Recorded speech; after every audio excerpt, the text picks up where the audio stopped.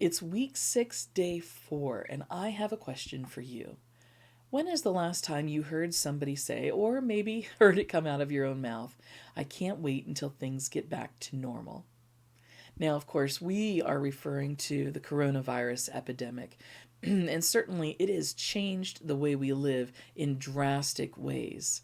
We're no longer, at this time at least, to gather together in person for worship. We have to wear masks, we observe social distancing, we wash our hands frequently, and we're constantly being aware, made aware of trying to keep ourselves and others from passing along the coronavirus.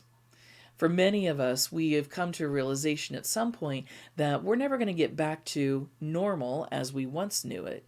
But now we're looking for the day when the new normal will be the case. And certainly things are going to be different. We will never be the same as we were before this event in our lives. In Exodus 19 through 21, we start to see the beginning of a new normal for the Israelites as well. For the last 400 years, they have been under the thumbs of the Egyptian government, first as aliens within the land and then ultimately as slaves.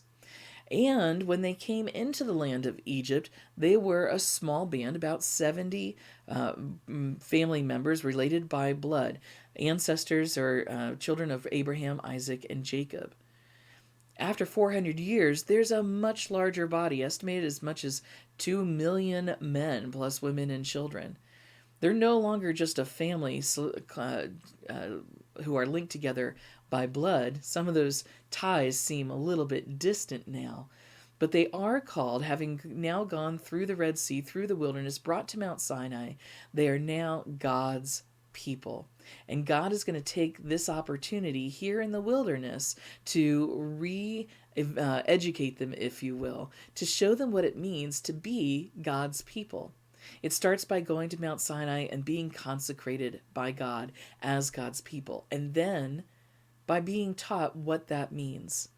It starts with the Ten Commandments, the basics of how we should be living in response to God and to one another. And then we start to see the beginning of God giving the law. Now, if you've tried to read the Bible in the past, this might be a point where you started to get bogged down with all the rules and what do I need to know now and well, what do I no longer need to follow.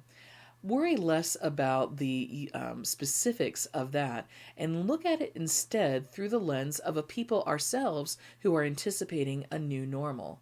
What this might have been like for the Israelites as they had to learn what it meant to no longer be slaves under a foreign power, but now to be living under their own rule with God as their leader.